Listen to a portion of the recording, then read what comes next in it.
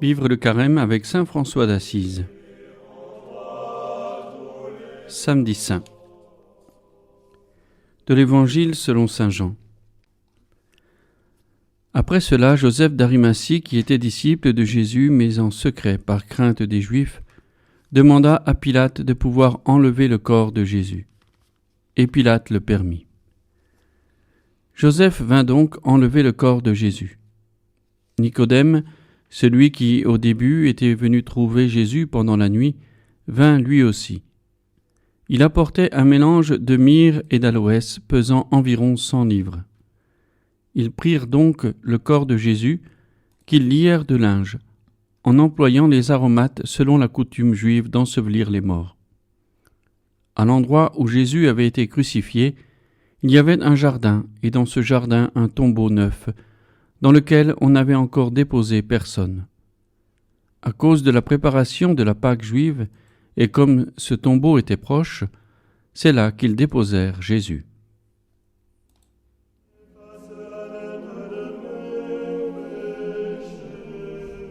Viens éclairer les ténèbres de mon cœur.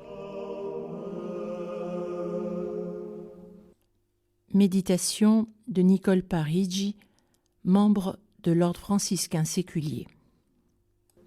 Le grand samedi, le samedi saint, le seul jour de l'année où il n'y a pas d'Eucharistie, absence de liturgie, absence de vie.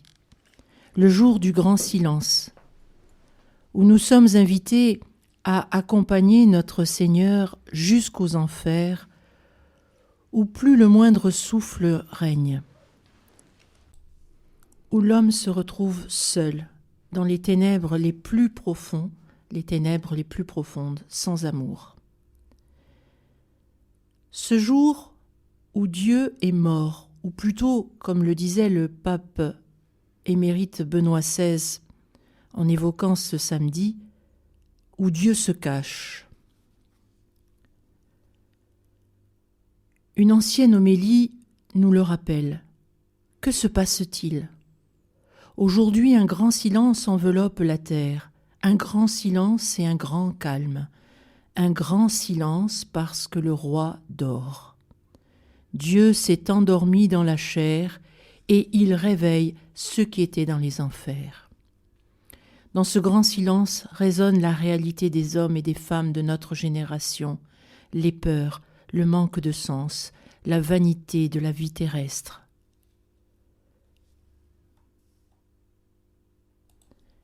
Oui, le Christ, comme disait François, cet amour n'est pas aimé, mais lui nous a aimés jusqu'au bout. Il est allé jusqu'au bout de l'amour, jusqu'au bout de la mort, pour nous. Nous l'affirmons dans le credo, il est descendu aux enfers. Pourquoi ? Pour te rejoindre dans les ténèbres de ton péché, pour racheter Adam perdu, pour racheter l'homme perdu. Mais déjà pointe l'aurore d'un jour nouveau. Alors, veillons avec Marie, comme le dit si bien la très belle stance de l'office des lectures de ce jour. Près de la tombe scellée, les gardes veillent.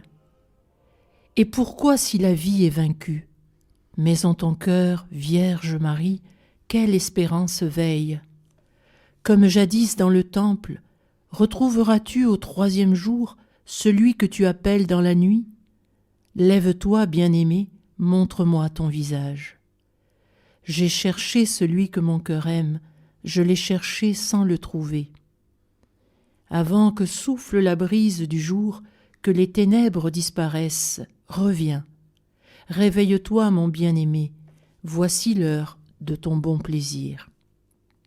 Oui, avec François, prions la Vierge Sainte de nous révéler le secret de ce silence, elle qui méditait tout événement en son cœur.